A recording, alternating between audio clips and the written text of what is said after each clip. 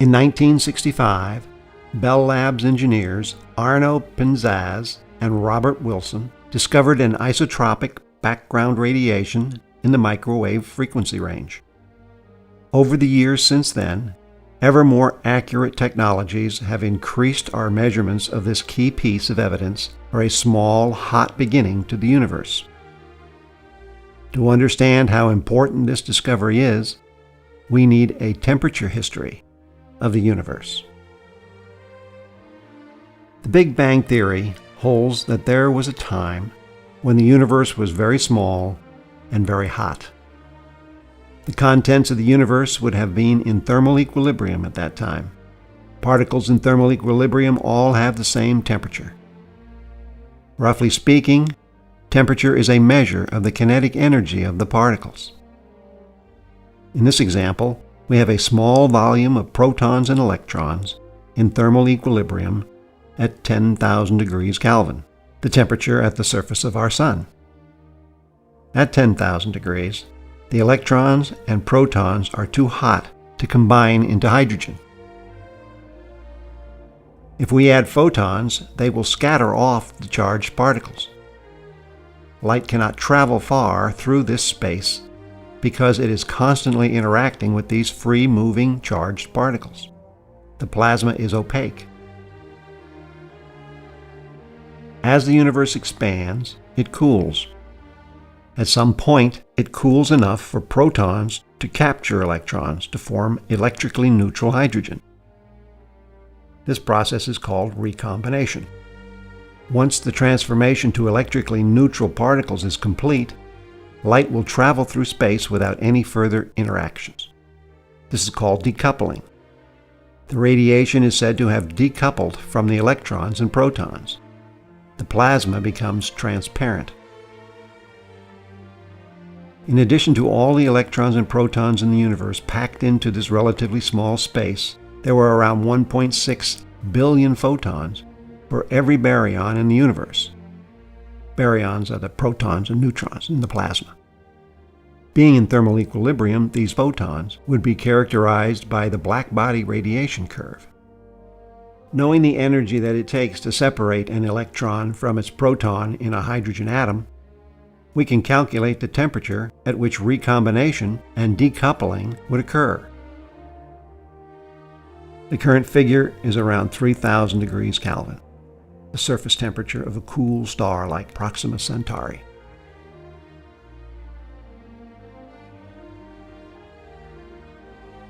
As we observe the space around us, we see our solar system, our galaxy, and our local group of galaxies first. We then see significant numbers of large, well-formed galaxies in our local supercluster.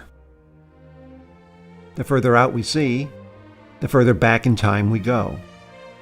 And the further back in time we go, the more we notice a reduction in the size and structure of the galaxies. Eventually, we reach as far as the first galaxies to ever form from the first stars that started to shine. Before that was just hydrogen and dark matter.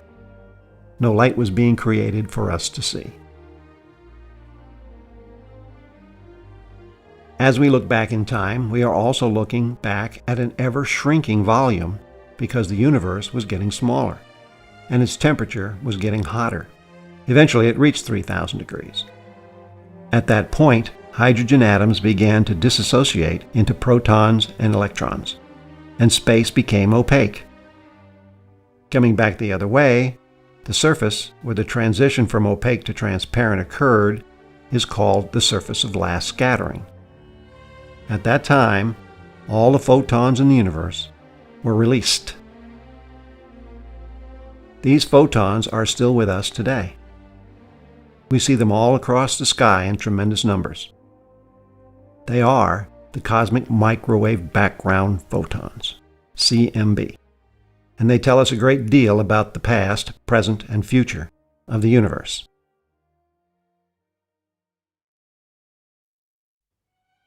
Here's a projection of the celestial dome, as seen by the Wilkinson Microwave Anisotropy probe, factoring out all local and local group motion. The mapping preserved the relative sizes of the surface objects.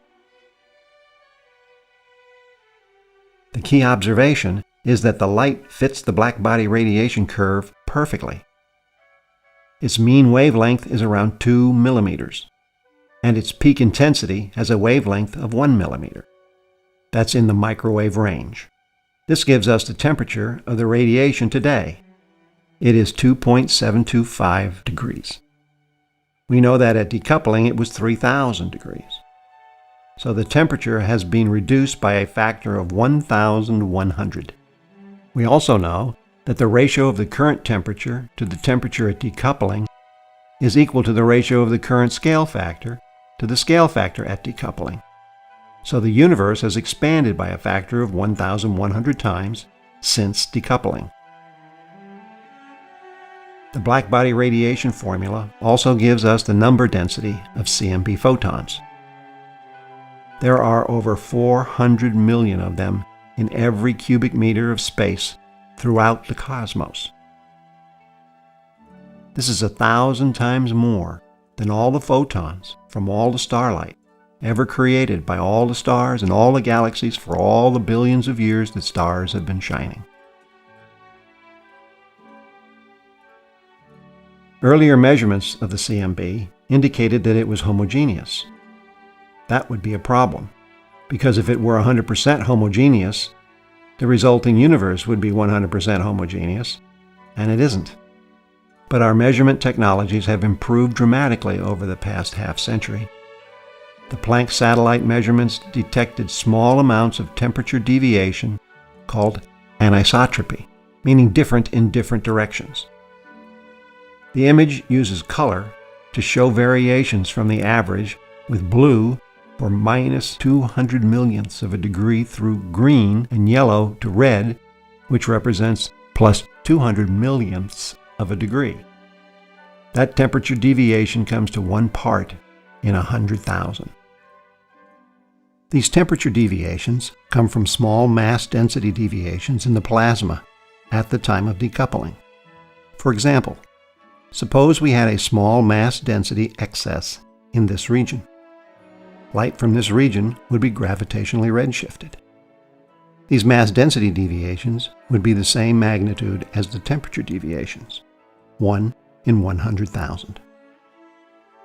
It is also important to note that these anisotropies have structure. We see large structures, small, even tiny structures, and giant structures. We even see structures within structures at every scale. In other words, they're quite fractal. These small-scale anisotropies in the CMB are what led to the large-scale structures such as galaxy clusters, filaments, and voids that we see today. For example, a very tiny spot of red on the surface of last scattering, representing a small decrease in mass density in that region, will have expanded 1,100 times to the size of the Coma cluster today.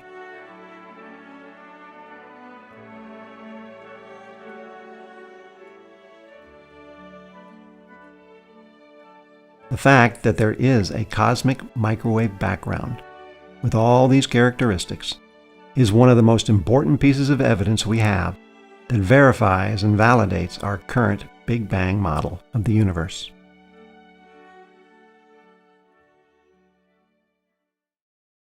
Just how the universe evolved from small-scale matter deviations at the time of decoupling to filaments of superclusters and vast voids can be explained by a physical process called caustics. Originally developed to explain light behavior, it works just as well for protons and dark matter. Picture a set of uniformly distributed particles on a line, each with slightly different velocities. They start out with a uniform particle density, but because of the small velocity differences, the particle density will vary as time goes by. Areas of high and low density will develop. The density at a later time, t, is described by an equation. The equation has hotspots when the denominator approaches 0. Here's a plot of the rate of change in velocity with respect to location on the x-axis times time. Naturally, we get a very small curve when time is small. But as time goes on, the deviations grow. When they reach the critical time and beyond, we get hotspots. Expanding this to 2 dimensions, we get density peaks along curved lines that themselves intersect at points with maximum intensity. I see this phenomena in my own backyard. The lines at the bottom of a swimming pool are examples of caustics caused by small waves on the surface of the water.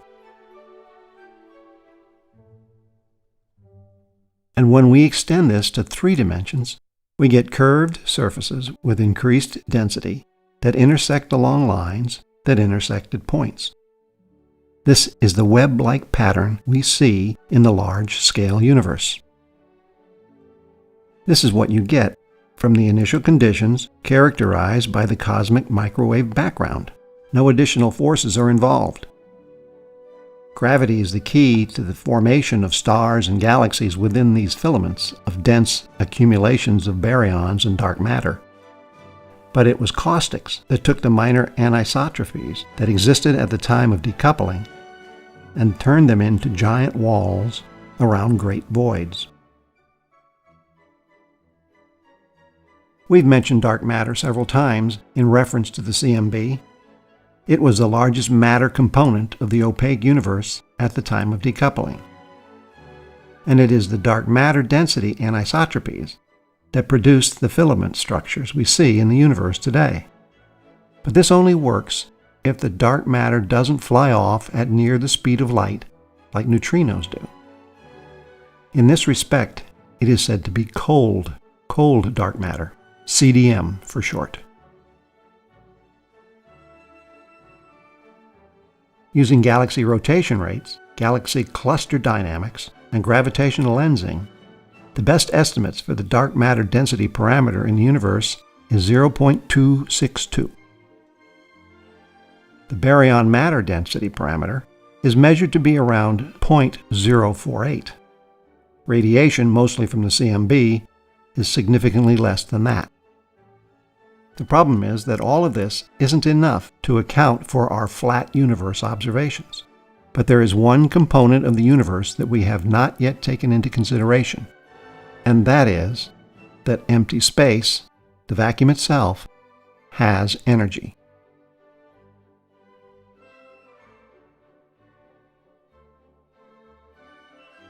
You may recall from our video on the Higgs boson that empty space is not actually empty. It is filled with matter and energy fields. We model the waves in these fields as quantum harmonic oscillators. And, given the Heisenberg uncertainty principle, the zero-point energy for any wave in the field must be greater than zero. In the 1940s, a physicist named Hendrik Casimir proposed that this zero-point energy was real, and for the electromagnetic field, it could be measured. If you place 2 parallel low-mass conducting surfaces close to each other, the fluctuations in the quantum field will be limited in between the surfaces, but not outside the surfaces. This will create a negative pressure on the surfaces and push them together. Negative pressure is called tension. This effect is called the Casimir effect. It wasn't until the 1990s that instruments sensitive enough to register the very small amount of force involved were available. Here we see that the force on 1 square centimeter plates, placed 1 micron apart, is equivalent to 1/100th the weight of an average mosquito. The Casimir effect shows that the vacuum energy is real, it's small, and it has negative pressure. But this is only for the electromagnetic force field. It's only one of a number of fields filling empty space. We do not know how many there are. so we can't predict the total amount of vacuum energy. Vacuum energy has a key implication for our flat cosmological model. We have seen that radiation with W equal to 1/3 dilutes by the cosmic scale factor raised to the 4th power. Relatively still matter that exerts no pressure has W equal to 0 and dilutes by the scale factor cubed. But vacuum energy density with W equal to -1 is a constant. It does not dilute. Therefore, the total amount of vacuum energy increases with the volume of the universe. In a small universe, it would have little impact. But today, it is almost 70% of the energy density of the universe, filling the gap left by the matter radiation-only number. Under this model, the universe was matter-dominated for most of its existence since the Big Bang. It was radiation-dominated for a mere 47,000 years, matter-dominated for 9.8 billion years, and currently in transition to complete vacuum energy domination. The name we use for this zero-point quantum vacuum energy is dark energy.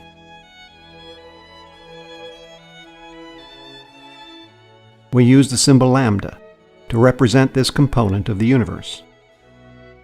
The symbol was first used by Einstein as a cosmological constant to account for a static universe. It went by the wayside when Edwin Hubble discovered that the universe was not static, but it has now been repurposed to represent this vacuum energy. Well before the major role played by vacuum energy was understood, it was assumed that the universe was matter-dominated and that the matter was slowing the expansion of the universe. Two major efforts were started in the late 1990s to prove that the universe's expansion was decelerating. Both groups used distant Type 1a supernova as their standard candles. Supernova provide a luminosity reading that enables us to determine their luminosity distance via the inverse square law. And they provide a redshift reading that gives us the cosmic scale factor at the time the light was emitted. The redshift also enables a correction for the expected luminosity due to the expansion of space. Luminosity and redshift combined can tell us if this expansion is constant, decelerating, or accelerating. Here's how it works.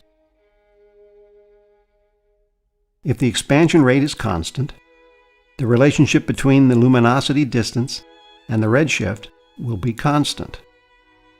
Given a redshift, we can compute the expected luminosity distance and therefore the expected observed luminosity. Comparing this to the actual observed luminosity, we would find them equal. But if the expansion is slowing down, the expansion rate in the past would have been greater than what we see now, which means it took a shorter time to expand from its size at light emission time to its present size compared to a non-accelerating universe. This results in a shorter light travel time, shorter distance, and brighter supernova. By the same token, if the expansion is speeding up, the universe was expanding more slowly in the past than it is today, which means it took a longer time to expand from its size at light emission time to its present size compared to a non-accelerating universe. This results in larger light travel time, larger distance, and fainter supernova. This is what both of the supernova study teams found. The supernova observations that discovered the acceleration of our universe's expansion also provided key missing information for our benchmark model. What astronomers do is to plot the expected luminosity distance for a variety of scenarios concerning the contents and curvature of the universe. Then they lay the actual observed luminosity distance over the graph to see which scenario is the best fit. Here we see that the lambda cold dark matter scenario, with matter accounting for 30% and vacuum energy accounting for 70%, is the current best fit. It is the current benchmark model.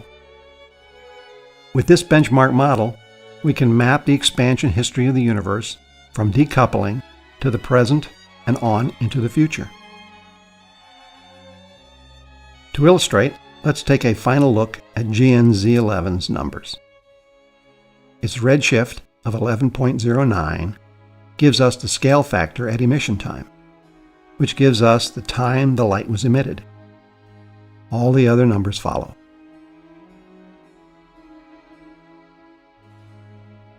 For the CMB radiation, the redshift tells us that the light we see now was only 42 million light-years away from our location when it was emitted.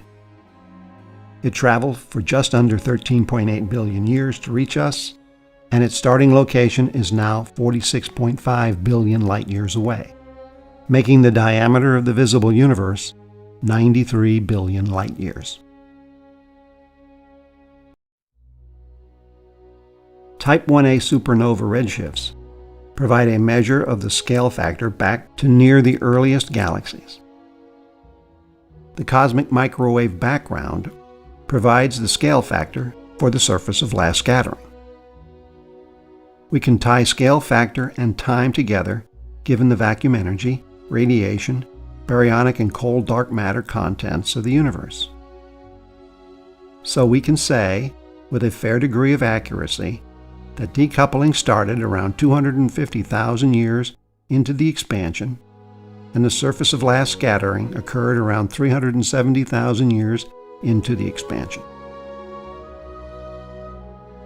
But how did we get to the cosmic microwave background? Where did the matter come from? And how did a fractal landscape form? To address these questions, we need to go beyond the surface of last scattering, back to the time when atomic nuclei formed, called nucleosynthesis, kicked off by neutrino decoupling, and back further still to the time when quarks and protons were created from radiation, called baryogenesis. It is in this time frame that cosmologists propose that a super rapid increase in the size of the universe happened, called inflation.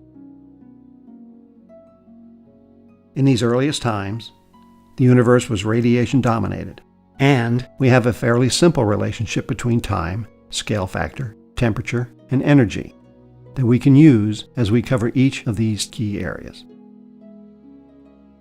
Neutrino decoupling triggers the start of nucleosynthesis. Both processes happen in the unobservable realm, so we have to rely entirely on theory. But the theory is well established in nuclear physics laboratories. When the universe was just 1/10 of a second old, its temperature was around 30 billion degrees. That's about twice the temperature of the interior of our sun. At this temperature, photons can create electrons and positrons, and neutrinos are coupled to protons and neutrons. That coupling enables a fluid flow of protons to neutrons and neutrons to protons. This puts the entire mix of photons, neutrinos, electrons, positrons, protons, and neutrons into thermal equilibrium. Given the mass difference between neutrons and protons, we can calculate the expected ratio of neutrons to protons for any given temperature. Note that the number of neutrons decreases exponentially as the temperature cools. Left unchecked, the universe would have had only one neutron left for every million protons by the time it was only 6 minutes old. But as the universe continued to expand and cool, the neutrinos decoupled from the protons and neutrons. Using the best available laboratory information, this would have occurred when the temperature cooled to 9 billion degrees, when the universe was around 1 second old. At that point, two things happened. One, without neutrino interactions, the ratio of neutrons to protons froze. Computations show that at the time of neutrino decoupling, the ratio would have been 1 neutron for every 5 protons. This neutrino decoupling process would have lasted around 1 second. And 2, while the neutrinos were coupled to the protons and neutrons, they could not travel far. But once decoupled, they were free to travel across the universe, like photons did at their decoupling.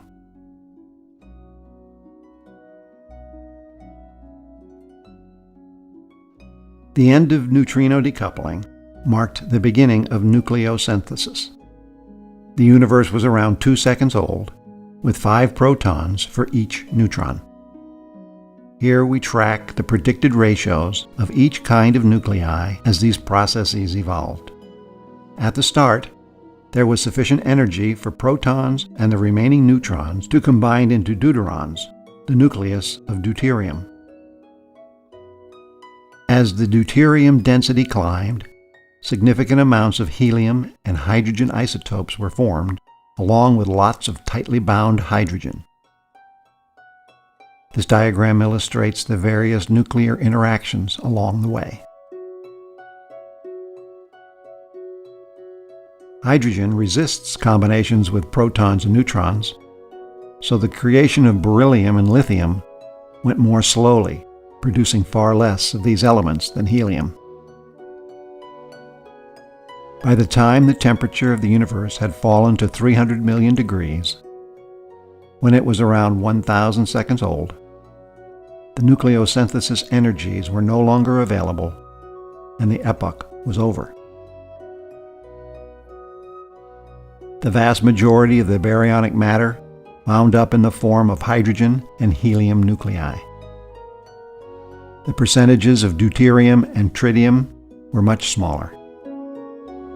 There were just traces of beryllium and lithium.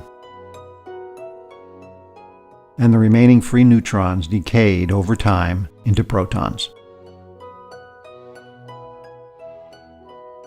The best way to measure the primordial percentages of these elements is to look at the spectra of distant quasars like this one. The actual amounts of hydrogen, helium, beryllium, and lithium in the early universe does match the predicted levels. This represents significant evidence that the Big Bang nucleosynthesis process did occur.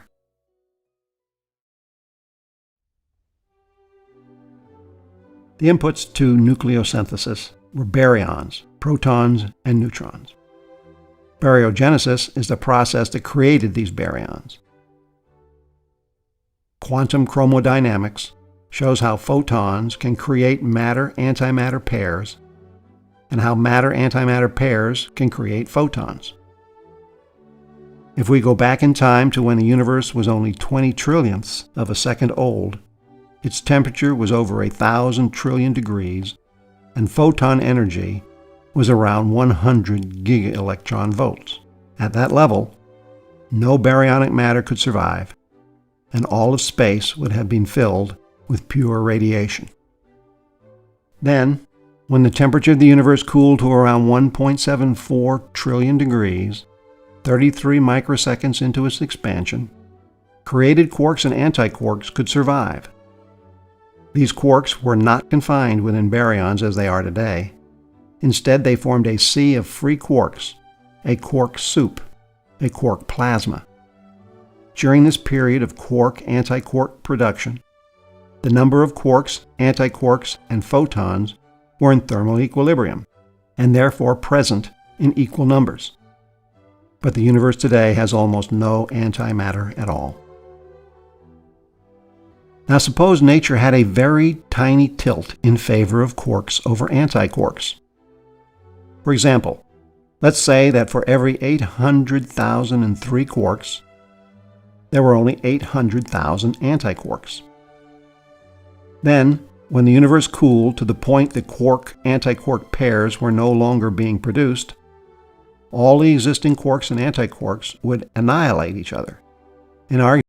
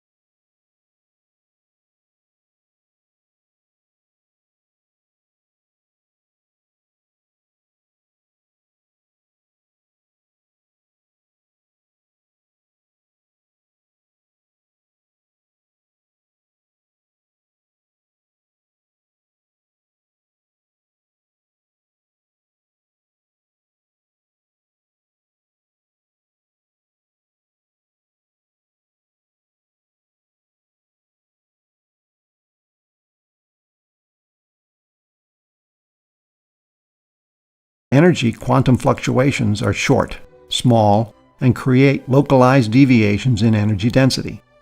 Under normal circumstances, the restorative force returns the deviation to normal almost instantly. But an exponentially expanding space weakens the restorative force.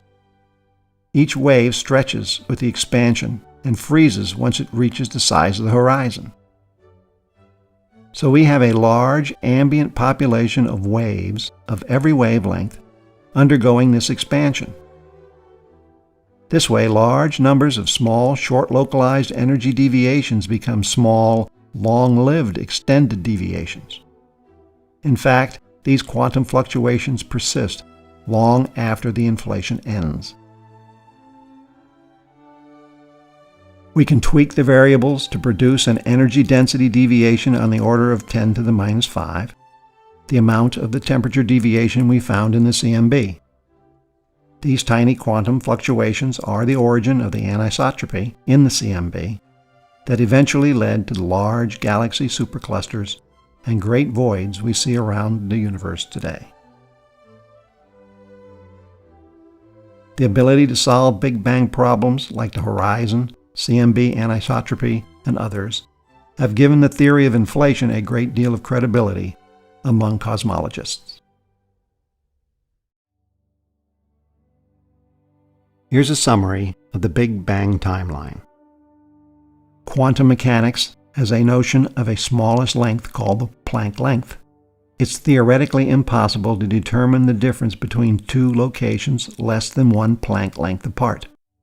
This gives us a smallest possible time interval called Planck time.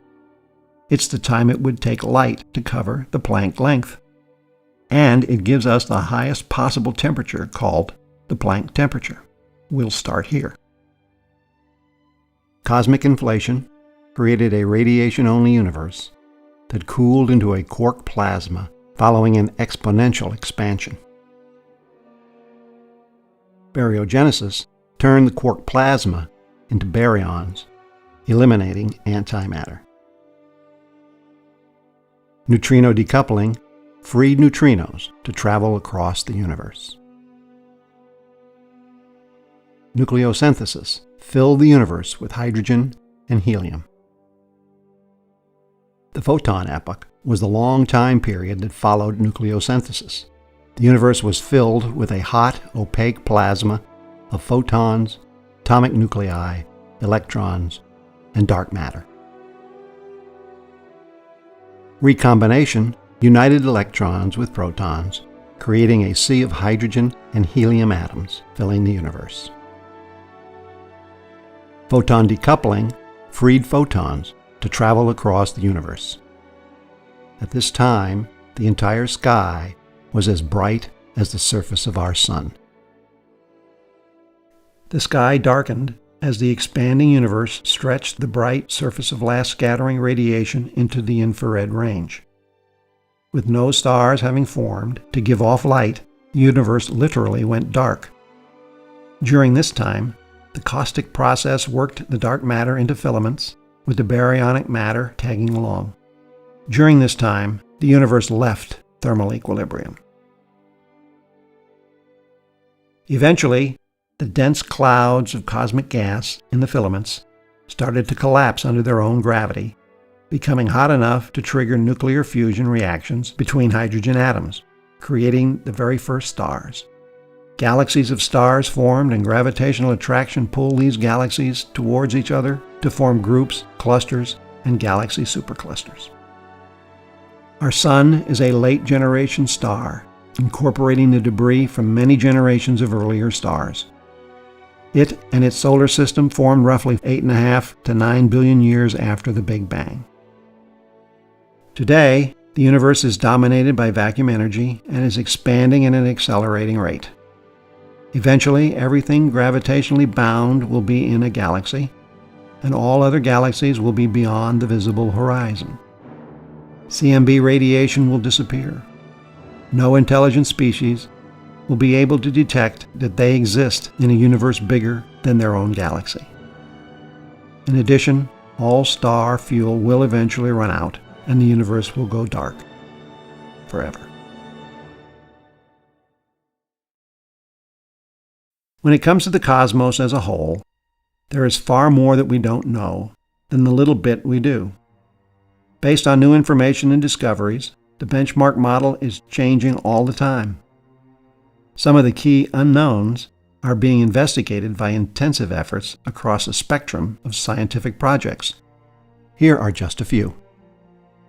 There's a hunt for the nature of dark matter. For example, the LHC at CERN now reaches 13 trillion electron volts. That's enough energy to find support for, limit, or eliminate various dark matter theories. There's a hunt for the behavior of the hot quark plasma in existence during baryogenesis.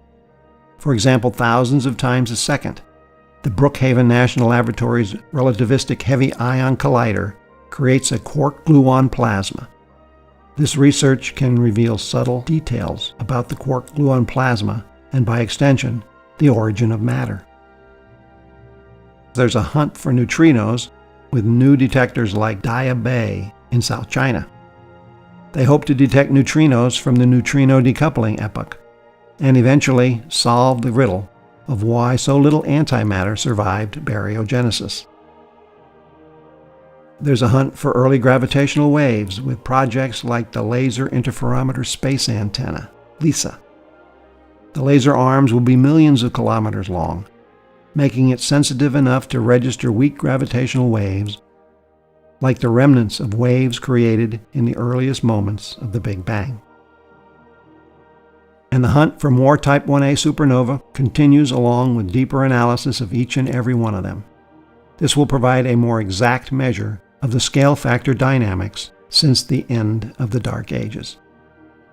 And to further our knowledge, a new space telescope called the Wide Field Infrared Survey Telescope is in design and scheduled for launch in the early 2020s.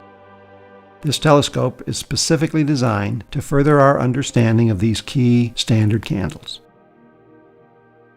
As these researchers uncover more of nature's secrets, we can expect significant changes to the benchmark model. So stay tuned.